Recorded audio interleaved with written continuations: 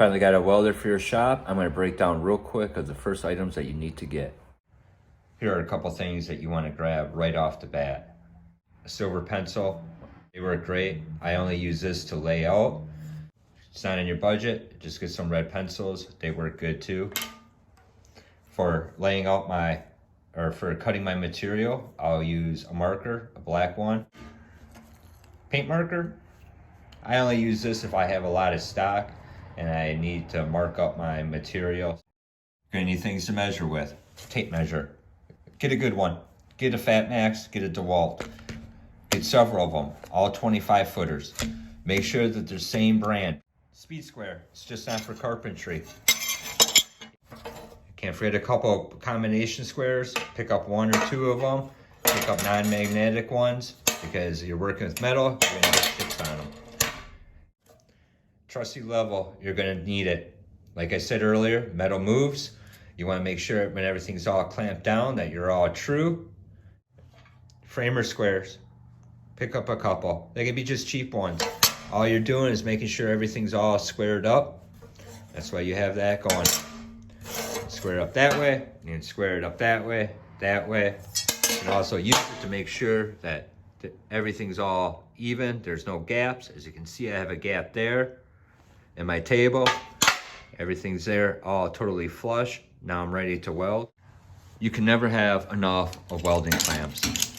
Get the larger size, get the smaller size. Get as many as you can because you will never have enough of them. Pick up some magnets, get the cheap ones. They come in packs. Those are more expensive ones. You can kind of see why I get the cheap ones over the expensive ones, because they're gonna get all trashed anyways with the splatter, the smoke, you name it, the heat. So just buy the cheap ones. You're gonna need chisels. You gotta clean up your splatter. You're gonna need welding pliers. You're gonna get your contact tips off. You gotta clean out your cones. You gotta cut your wire. You're gonna need punches. You're gonna need a hammer. You're gonna need a hammer to use for your punch. You're gonna need your hammer to knock your material in place after you clamp it down, because once you clamp it, it's gonna move one way or another. So you have to make sure everything's true. That's why you have all your other measuring devices.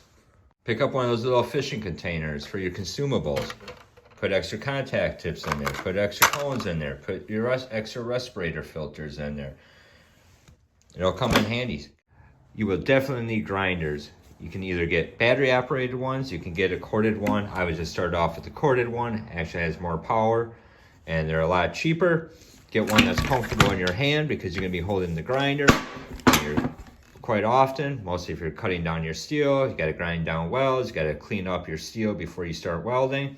Speaking of, get yourself a box of flappers. You can get them cheap off of Amazon, and also a couple cutoff wheels. Now I'm going to use a silver pencil, a speed square. I'm going to show you real quick of laying out. We're going at 6 inches. Get this out of the way. We're going at 6 inches. Got my line right there.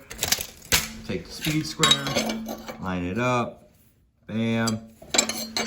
Smack dab in the middle. Now I want to go half the distance because that's where I want to punch my hole. We're looking at 1.5 inches or 1 3/4. So we're gonna mark it, bam. Take my punch it right there, bam. Ready to drill. See how quick it is, speed square? All right, there's your real quick breakdown. So now you can go start fabricating and start making stuff. So go and play a little bit. So please hit that like button, hit that bell button, and please follow.